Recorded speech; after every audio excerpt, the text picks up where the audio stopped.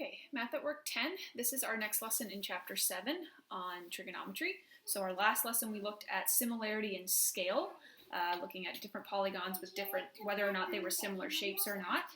In this lesson we're going to specifically look at right triangles and what we call the tangent ratio. Okay, so we'll get into that and go from there. Okay, so with our tangent ratio, this is what I wanted to do. Okay.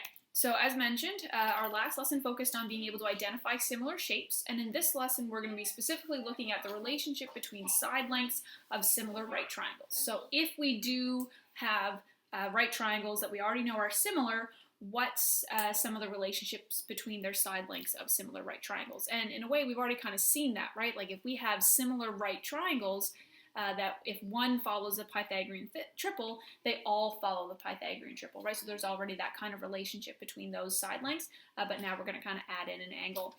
So a couple of key things as we go through this one. You're going to hear me say these words a lot. So hypotenuse, we've already talked about that with our lesson on Pythagorean theorem, right? That's the longest side of a right triangle. It's the side that's directly across from the right angle. You're also going to hear me talk about things like the opposite side and the adjacent side. Okay, so we're going to start again bringing angles into this a little bit more, and when we're working with a particular angle, we can label a triangle based on what that angle is, and the opposite side is considered the side of the right triangle that's directly across from the the angle that we're working with, and then the adjacent side is the side of the triangle that's directly beside the angle that we're working with. Okay, so the hypotenuse is always directly across from the right angle. The other two side lengths will either be considered the opposite and the adjacent, and that would be based on whatever angle you're working with. You'll also hear me say the word theta a lot, and I'll write this into my notes quite a bit, right? Where theta is just this, it's a Greek letter, just kind of looks like a zero with a line through it, okay? And it's a Greek letter that's commonly used in mathematics to represent an unknown angle, right? So just how a lot of times we use the letter x to represent an unknown that we're solving for, we often use theta to specifically reference a side length or an angle that we're trying to find, okay? So just before we get into that next little bit, just to kind of demonstrate again what it is I'm talking about with labeling that triangle, right? If we looked at this particular right triangle here, okay, and let's say we labeled it A, B, and C, okay? Our right angle is here at C, and then we have angle A and angle B, okay? So if I was dealing with angle A here, okay, if that was the angle I was working with, and I wanted to label this triangle as the side lengths opposite, adjacent, and hypotenuse, right? The hypotenuse can easily get labeled first because it's always directly across from the right angle. So this would be my hypotenuse. If I'm working with angle A, that means the opposite side length is going directly across. So this would be considered the opposite side length. And then the adjacent one is next to it, okay?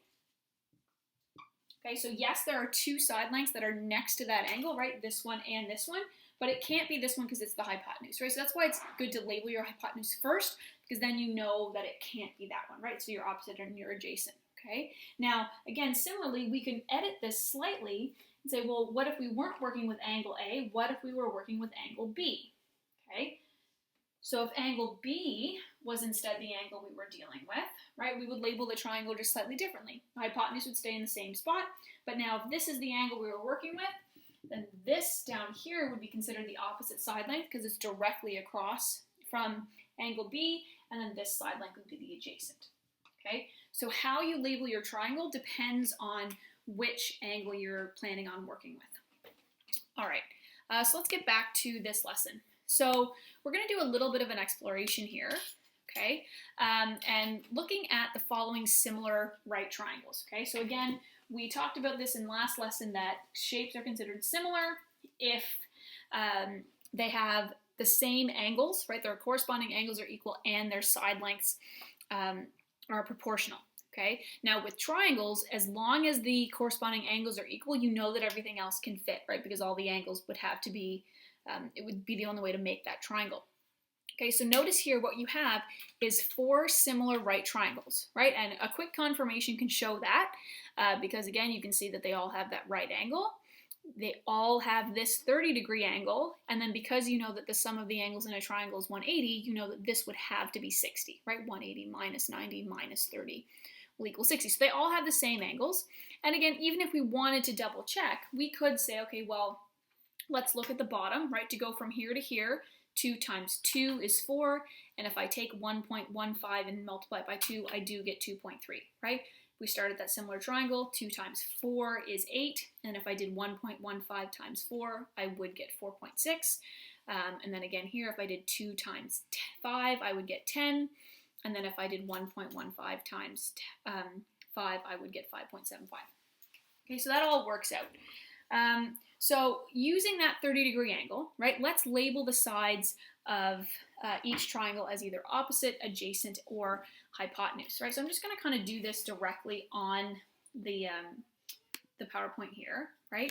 So our hypotenuse side, okay, we'll label that one as, let's call it red for everything, okay? So the hypotenuse would go here, right, because it's directly across from the right angle.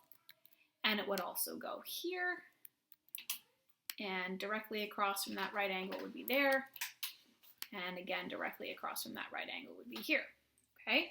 Now, if we're using the 30-degree angle, and now what we want to do is have label the opposite side length, okay? We'll use blue for this one. So let's use green, it'll stand a little bit more, okay? So the opposite side length would be directly across from the 30-degree angle. So if this is the 30-degree, the opposite side length is here. Okay, and then same idea here. If this is the 30-degree, the opposite side length is directly across, so it's that 2.3. And same thing here, right? If that's the 30-degree angle, go directly across, that's the opposite side length. And in the final one, if that's the 30-degree angle, go directly across, there's our opposite side length again. Okay, and then finally we have our adjacent side, so it's just kind of the leftover almost is stuck being the adjacent side,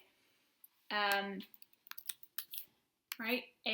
But again, it would be next to the 30-degree angle, right? So the adjacent side would be down here, it would be over here, it would be down here, and it would be over here, okay?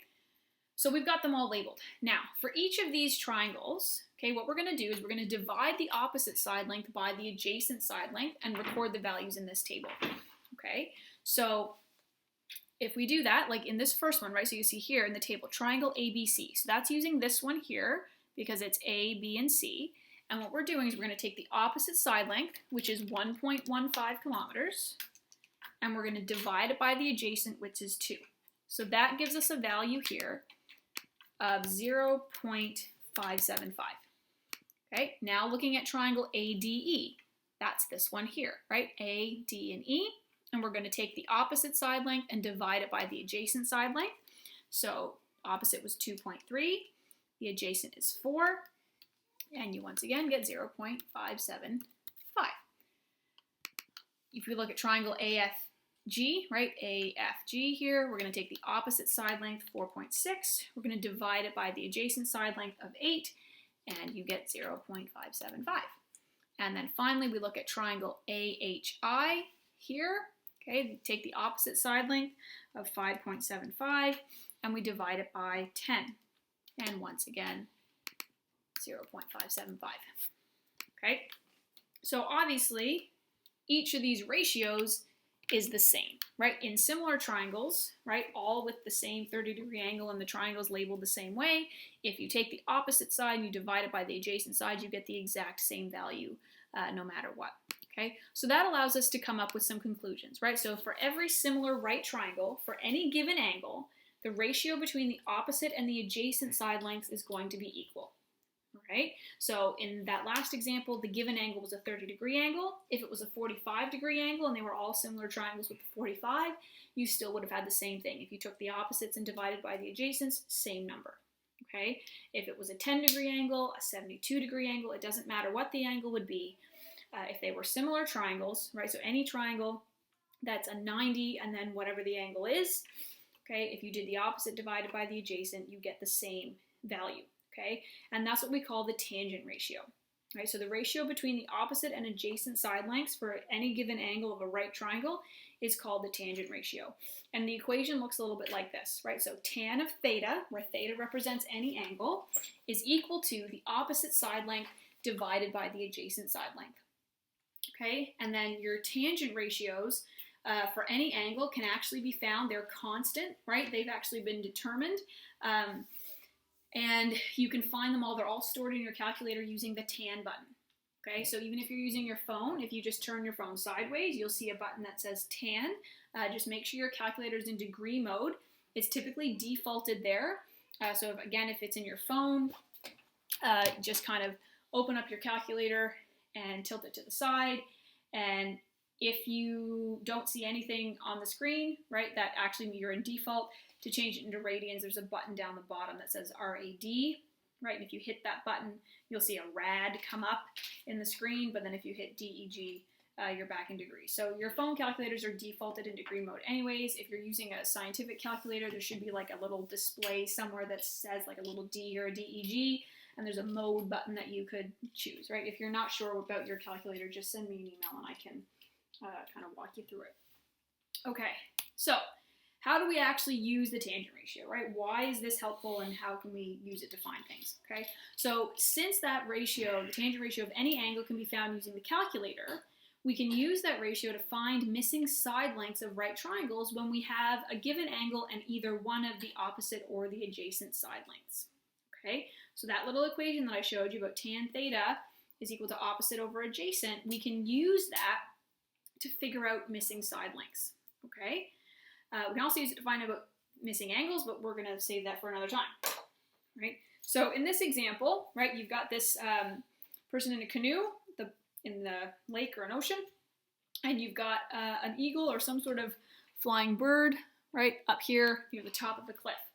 And the canoeist or the kayaker is trying to figure out how high up the bird actually is flying, okay, or how high up the cliff is.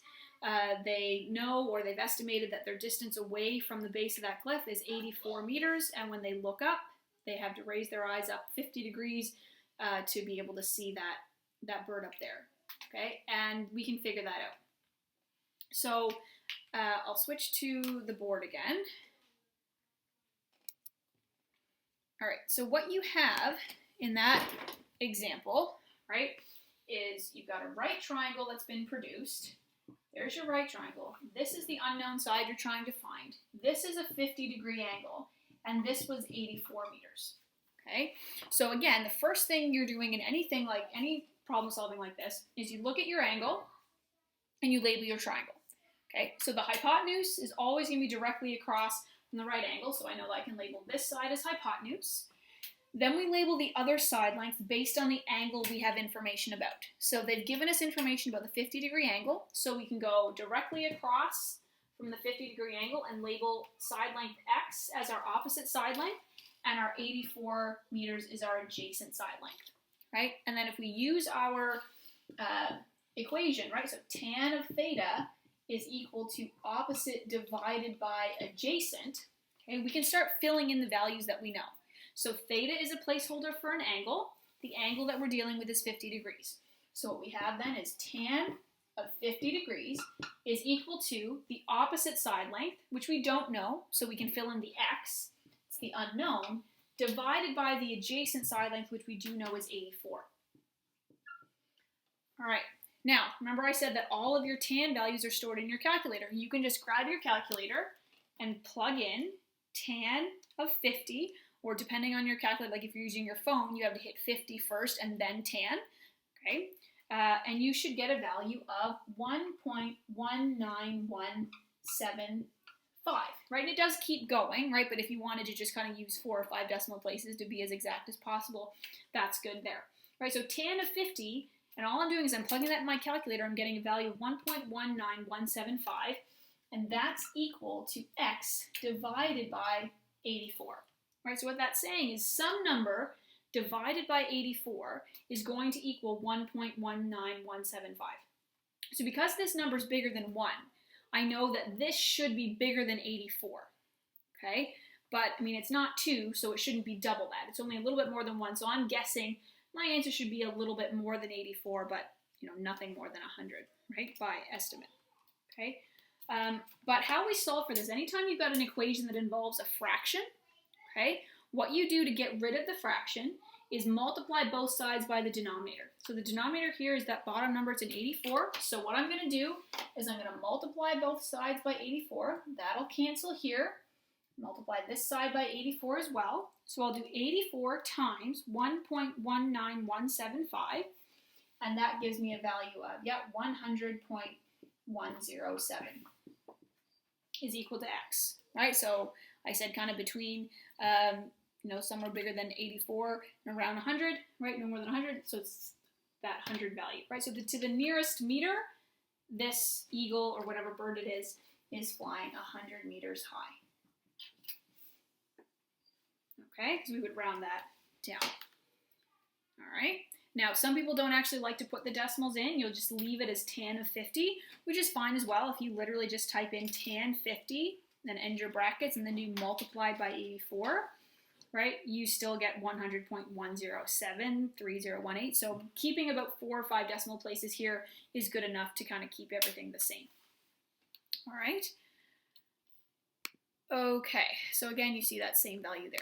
All right, so let's do just a few more examples using that same idea, and then that'll be it, right? That's really what we're going to do, is just use this tangent ratio, label the triangle, use that one ratio, one equation, and just manipulate it to find missing side lengths. Okay, so here's another example. So Chelsea is a forestry technician who collects data about the health of trees in the boreal forests.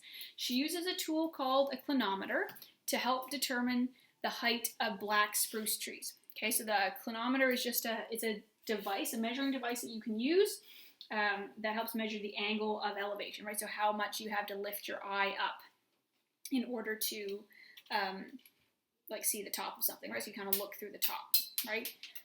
So using that clinometer, she determines that the angle to the top of the tree is 37 degrees, right? So here, the height at which she held the clinometer is 1.6 meters. How can Chelsea determine the height of the tree to the nearest meter?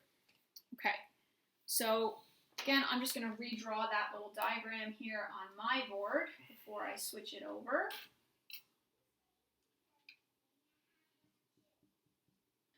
Okay, and then she's 16 meters away, and the angle is 37 degrees. And that height is 1.6 meters. Okay, so what we're going to do here, okay, is, right, we're trying to determine the entire height of the tree. All right, now the clinometer is only measuring from the height that it's at, and we know that it's at a height of 1.6. So if we kind of come over to here, well, this part is 1.6 meters, and then whatever this value is, right, which we can calculate from that right triangle, we can then add it to the 1.6, and that'll give us the total height of the tree. Okay, so that's kind of our plan here, is we'll figure out what is this value here, and then we'll add it to 1.6, and that will give us to the total height of the tree. So let's just focus in just on this triangle, right? So if I redraw it, make it less messy, right? If I redraw that triangle, you've got the 37 degree angle in here. You know that the distance from the tree to the person, right, to the clinometer, that was 16 meters. Okay, and then this is the height that we're interested in, so we'll label that as x. Okay, so there's your right triangle. Step 1, label your triangle using opposite, adjacent, and hypotenuse, right? So your hypotenuse is directly across from the right angle. The angle we've been given to deal with is 37 degrees, so going directly across from that, there's the opposite side length, and then the adjacent side length is next to that angle.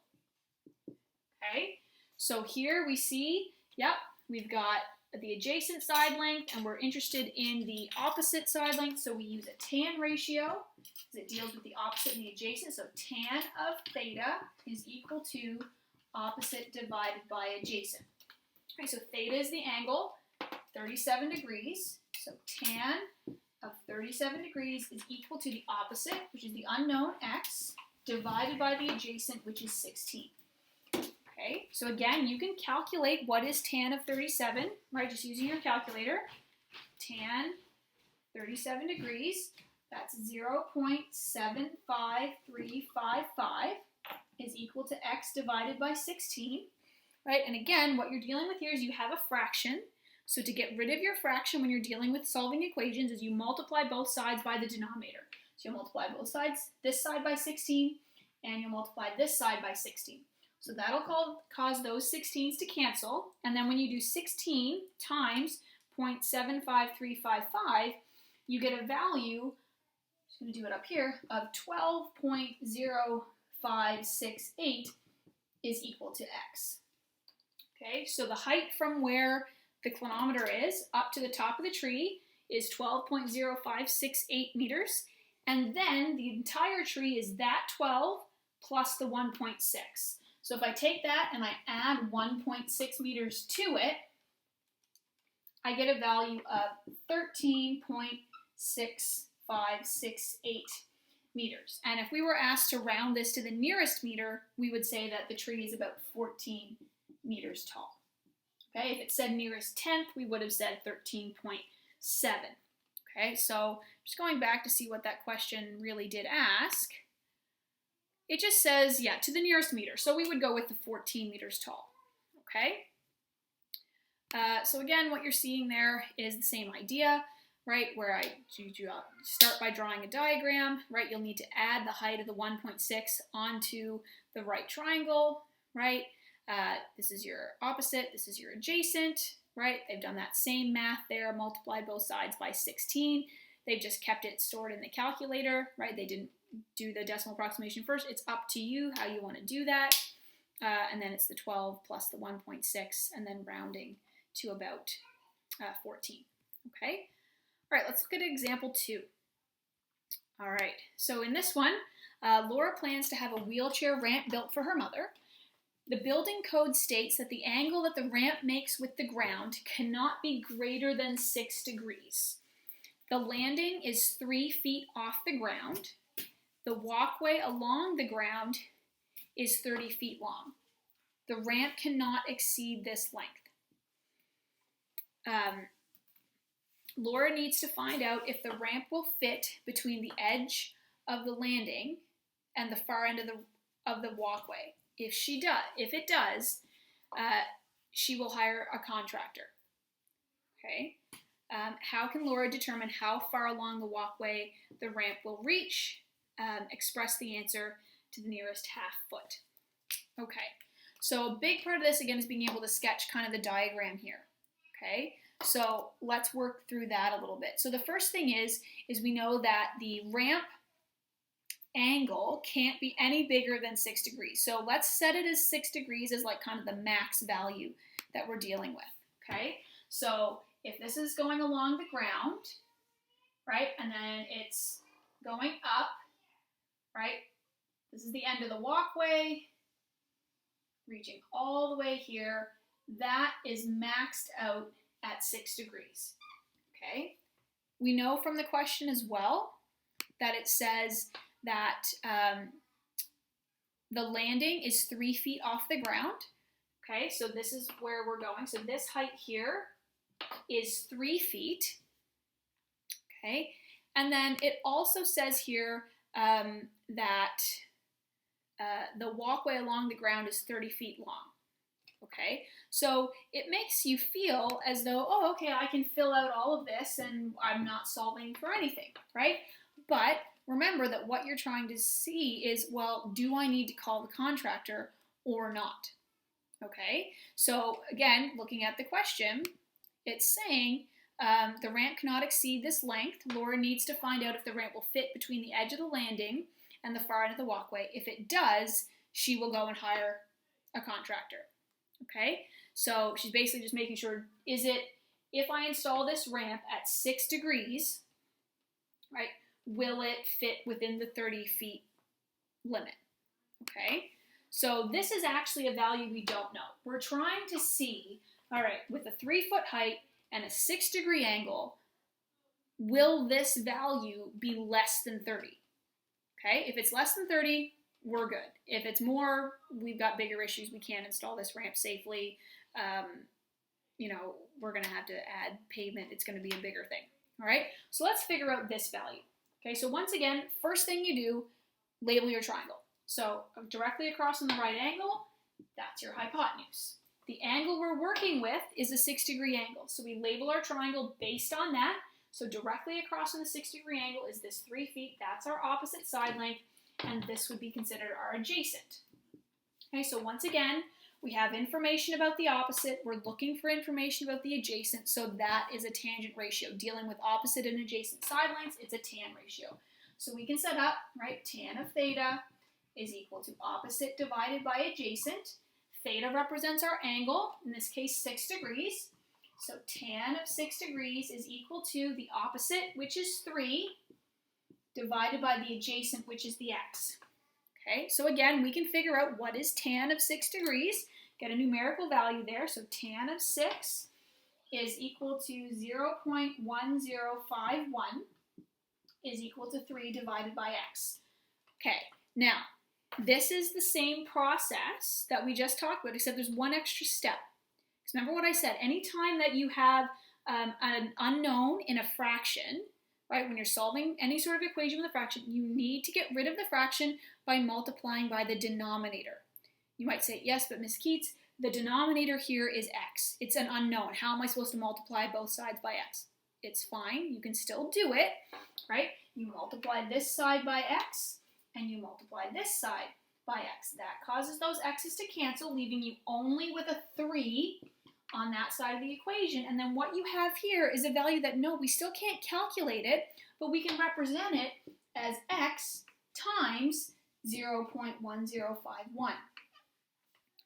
Okay, so in the last examples, when there was a number in the denominator, you just had to multiply both sides by that, and it was a number times a number, and you got an answer, and you were done, right? When the unknown is in the denominator, there's just one extra step, okay? So what you need to do is still multiply both sides by the denominator to get the fraction gone, and you're just left with 3, but now this is being multiplied as well. So now to get x by itself, we divide both sides by this 0.1051, okay? So I'm going to divide by the 0.1051. Whatever I do to one side, I had to do to the other.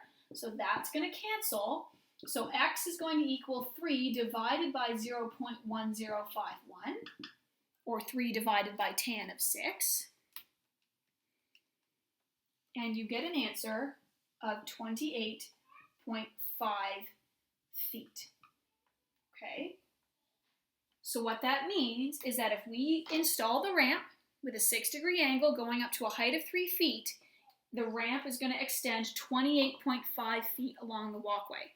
The walkway is 30 feet. It's within that value. It's less than the 30 feet. We're good. We can go and install the ramp.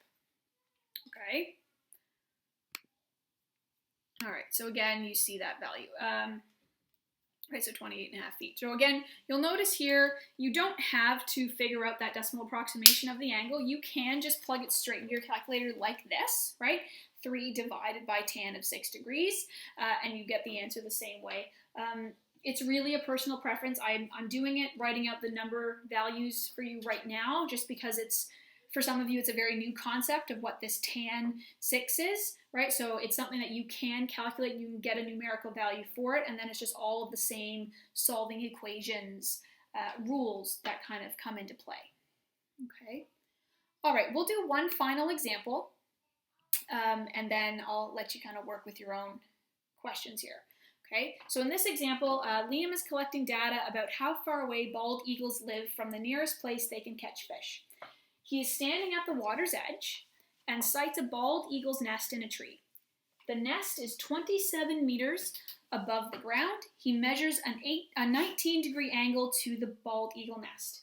First thing is, sketch the situation, right? Get an idea of what's happening, and then figure out how far is the nest from the water's edge. Okay, so here we go. All right, so once again, you've got a tree. Okay, there is a bald eagle's nest. Let's assume that it's in the top of the tree. He is standing at the river's edge, right, or a water's edge here, right?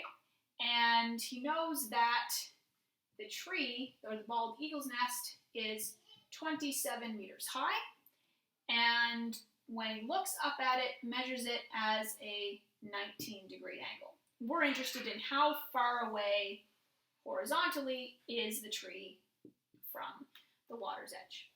Okay, so if we kind of redrew that triangle just without all the bells and whistles of trees and rivers and nests, you basically have a right angle here, a height of 27 meters here, a 19-degree angle here, and this is the unknown that you're solving for. Okay, so once again, step one, label your triangle. So directly across from your right angle, that's your hypotenuse. Using the angle information you've been given, this 19-degree angle, and go directly across, that's the opposite side length, and then the one next to it, that's the adjacent side length. So again, you see this is a situation where you're dealing with side lengths involving the opposite and the adjacent side, and that's the tan ratio. The tan ratio involves the relationship between the opposite and the adjacent sides. So we can again set up our tan ratio to solve for x. So tan of an angle is equal to the opposite side divided by the adjacent side. The angle in question is 19 degrees, so tan of 19 degrees is equal to opposite, which is 27, divided by the adjacent, which is x. Okay, so now, I'm worried that I've actually got that number wrong. Nope, 27 meters, we're good. Okay, so once again, we can either leave, in this one I'm going to leave it as tan 19, okay, just so you can see it the other way. So once again, in order to solve any equation with a fraction, you have to multiply both sides by the denominator, whether that's a constant or an unknown. In this case, it's an unknown, so we multiply this side by x, and we multiply this side by x. Whenever you do that with a fraction, it cancels the denominator, leaving you with just the numerator value, so in this case the 27, and here what you have is x times tan of 19 degrees. Okay, and then because these are being multiplied and we want to get the x by itself, you want to undo that operation. So undoing multiplying by tan of 19 is dividing both sides by tan of 19, right? So that means x is going to equal 27 divided by tan of 19 degrees, and that can just go directly in your calculator, okay? So 27 divided by tan of 19, and you get a value of 78.4 meters, okay? Again, you could have changed the tan of 19 at any point, right? So the tan of 19 is actually equal to 0.344. So if it helped, you could have done x is equal to 27 divided by, instead of writing in tan of 19 in your calculator, figure out what that is first, and it's 0.3443. And then again, you could just do 27 divided by 0.3443, and you still get a value of 78.4 meters. Okay, so the eagles are 78.4 meters, or if it was round to the nearest meter, it's just 78 meters away. Okay, yeah, so nearest meter, so 78. Okay, and there you go. So that's the tangent ratio. So I've got some practice questions for you to look at on the worksheet. Again, that's going to be basically like, let's start off by just using your calculator, writing out the tan of certain angles, being able to just set up the ratios, being able to label the triangle correctly, and then kind of looking at those word problems. How can you solve using the tan ratio? Right? And then, again, the answers will be provided so you can check your work as you go. And that's it.